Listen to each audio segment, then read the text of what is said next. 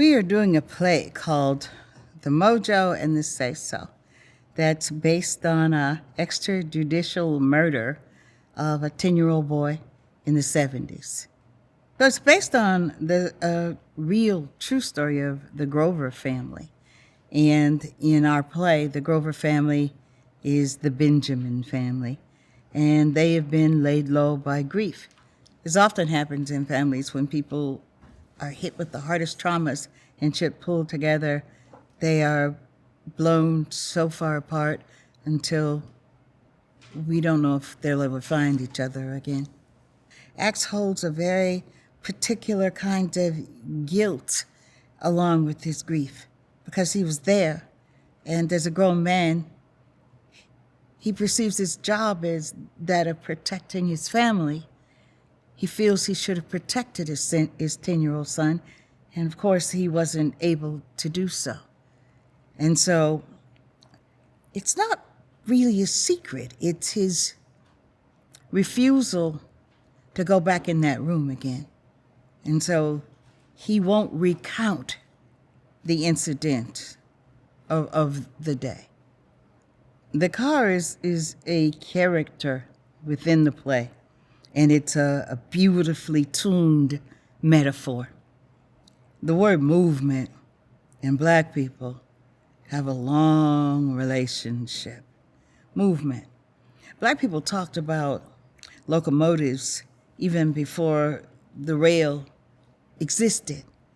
So the idea of movement and freedom, and even the American myth of the freedom of the automobile and the open road, the ability to literally take yourself away from trouble.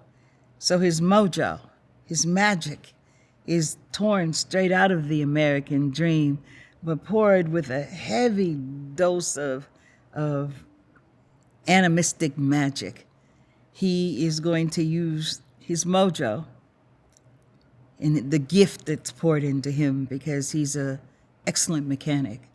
And he's going to craft a vehicle that can take his family out of perpetual grief and take them someplace where life can begin again.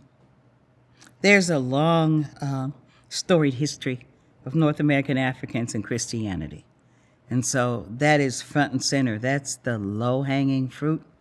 But the Reverend, again, is a metaphor. He's a metaphor for all the distractions, all of the wrong conversations that people get into. And the playwright was rather ambitious. There are several complicated things going on. There are actually two gods in this story. We have animism happening through the candles and the mojo and the magical realism that's here.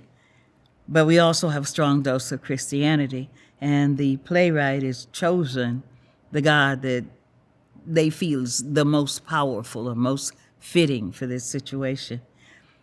Deception is what the Reverend, offers us. And I can't help but think that he also represents a bit of the shiny, disposable nature of the American dream.